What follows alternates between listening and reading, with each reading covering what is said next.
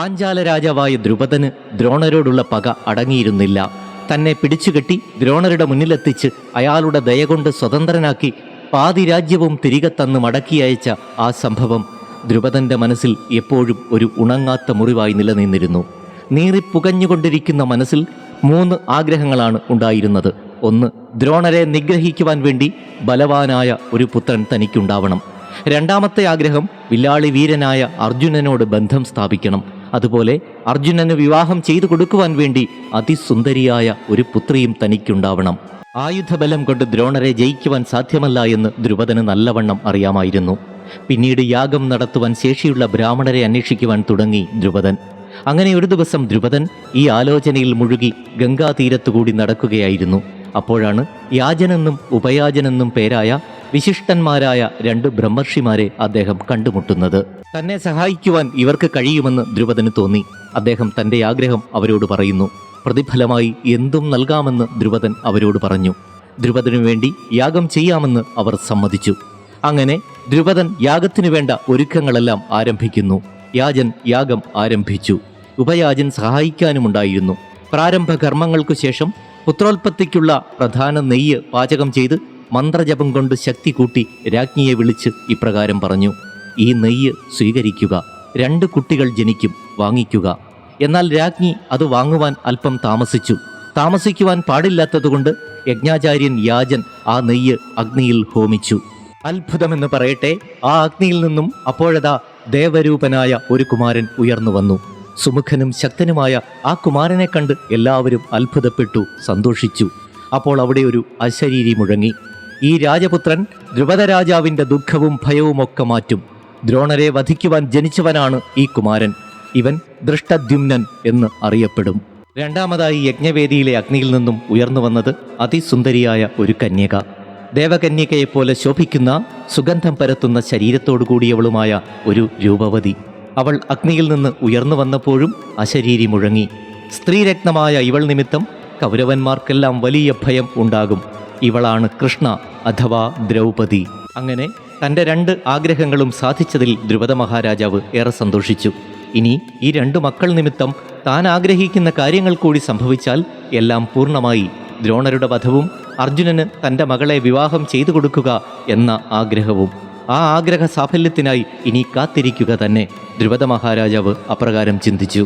അങ്ങനെ യാഗം അവസാനിച്ച് യാജനും ഉപയാജനും മടങ്ങിപ്പോയി. ദ്രുപദനോട് ചെയ്ത സഖ്യത്തിൽ വിശ്വസിച്ചു പോയ ദ്രോണർ ദ്രുപദപുത്രനായ ദൃഷ്ടദ്യുമ്നനെ സ്വന്തം ഗൃഹത്തിൽ വരുത്തി അസ്ത്രവിദ്യകളെല്ലാം അഭ്യസിപ്പിക്കുന്നു. വിധിയെ തടുത്തു നിർത്തുവാൻ ആർക്കാണ് സാധിക്കുക? അതൊക്കെ ദ്രോണർക്ക് നല്ലതുപോലെ അറിയാമായിരുന്നു. എങ്കിലും തൻ്റെ കീർത്തിയെ ഉയർത്തുവാനാണ് അപ്രകാരം ചെയ്തത്. മറ്റൊരാളുടെ ശിഷ്യൻ തന്നെ വധിച്ചു എന്ന് വരുന്നത് ദ്രോണാചാര്യരുടെ കീർത്തിക്ക് മങ്ങലേൽപ്പിക്കുമല്ലോ. അങ്ങനെ ഒരു ദിവസം പാണ്ഡവരുടെ അടുത്തേക്ക് വ്യാസമഹർഷി എത്തുന്നു. പാണ്ഡവർ വ്യാസമഹർഷിയെ ഏറെ ഭക്തി ആദരപൂർവ്വം സ്വീകരിച്ചു, സൽക്കരിച്ചു.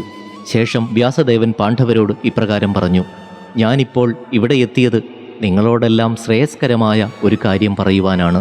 വ്യാസദേവൻ പറയുന്നത് കേൾക്കുവാൻ പാണ്ഡവർ കാതോർത്തു നിന്നു.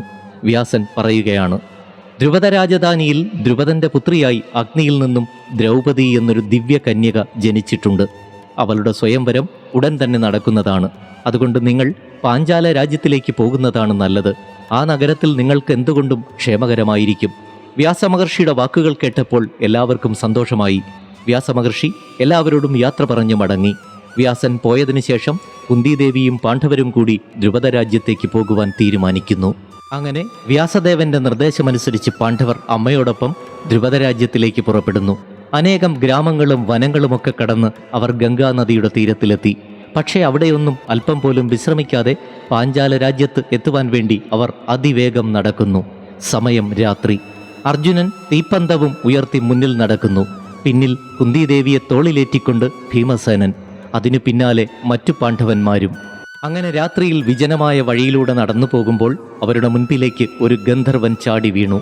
അങ്കാരപർണൻ എന്നായിരുന്നു ആ ഗന്ധർവന്റെ പേര്. ആ ഗന്ധർവൻ അനേകം സ്ത്രീകളോടൊപ്പം ജലക്രീഡ ചെയ്തുകൊണ്ടിരിക്കുകയായിരുന്നു. ആ സമയത്ത് പാണ്ഡവർ അതുവഴി വന്നതുകൊണ്ട് തൻ്റെ സ്വൈര്യവിഹാരത്തിന് ഭംഗം വരുത്തി എന്നായിരുന്നു ഗന്ധർവന്റെ ആക്ഷേപം. അങ്കാരപർണന്റെ ധിക്കാരപൂർവമായ വാക്കുകളെ അർജുനൻ അതേ സ്വരത്തിൽ തന്നെ എതിരിട്ടു. കോപം കൊണ്ടു ജലിച്ച ഗന്ധർവൻ വില്ലെടുത്ത് അർജുനന് നേരെ അസ്ത്രങ്ങൾ അയക്കുവാൻ തുടങ്ങി. അങ്ങനെ അവർ രണ്ടുപേരും ഗംഗാതീരത്ത് വെച്ച് അതിഭീകരമായ യുദ്ധത്തിലേർപ്പെടുന്നു.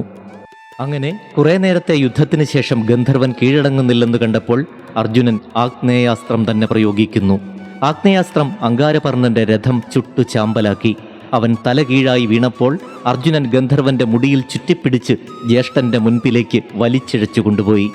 ഈ കാഴ്ച കണ്ട് ഗന്ധർവന്റെ ഭാര്യയായ കുംഭീസനി യുധിഷ്ഠിരനെ സമീപിച്ച് തൻ്റെ ഭർത്താവിൻ്റെ പ്രാണൻ രക്ഷിക്കണമേ എന്ന് അപേക്ഷിക്കുന്നു. പിന്നീട് യുധിഷ്ഠിരന്റെ നിർദ്ദേശമനുസരിച്ച് അർജുനൻ ഗന്ധർവന് അഭയം നൽകി വിട്ടയച്ചു. സ്വതന്ത്രനായ ഗന്ധർവൻ അർജുനന്റെ സൗഹൃദം ആഗ്രഹിച്ചുകൊണ്ട് പറഞ്ഞു, അങ്ങയുമായുള്ള യുദ്ധത്തിൽ ഞാൻ പരാജയപ്പെട്ടു പോയതുകൊണ്ട് അങ്കാരപർണൻ എന്ന പേര് ഞാൻ ഉപേക്ഷിക്കുന്നു. ഇനി ചിത്രരഥൻ എന്ന പേര് ഞാൻ സ്വീകരിക്കുകയാണ്.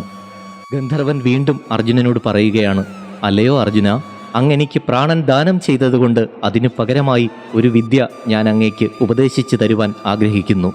3 ലോകങ്ങളിലും നാം ആഗ്രഹിക്കുന്നതെന്തും കാണുവാൻ സഹായിക്കുന്ന വിദ്യയായ ചാഷുഷി വിദ്യയാണ് അങ്ങേക്ക് നൽകുവാൻ ഞാൻ ആഗ്രഹിക്കുന്നത്. ഉത്തമന്മാരായ പുരുഷന്മാരിൽ മാത്രമേ ഈ വിദ്യ ശോഭിക്കുകയുള്ളൂ. അതുമാത്രമല്ല, അങ്ങേക്കും സഹോദരന്മാർക്കും മറ്റൊരു പാരിതോഷികം കൂടി ഞാൻ നൽകുന്നുണ്ട്. ഗന്ധർവരാജ്യത്തുണ്ടായ 100 അശ്വങ്ങളെയും ഞാൻ നൽകുന്നു. ആ അശ്വങ്ങൾക്ക് എത്ര ഭാരം വഹിച്ചാലും ഒരു ക്ഷീണവും ഉണ്ടാകുന്നതല്ല. ഗന്ധർവന്റെ ഈ സമ്മാനത്തിന് പകരമായി അർജുനൻ ആഗ്നേയാസ്ത്രവും ഗന്ധർവന് ഉപദേശിച്ചു കൊടുത്തു. അർജുനനും ചിത്രരഥനും പരസ്പരം സഖ്യം ചെയ്ത് സ്നേഹിതന്മാരായി.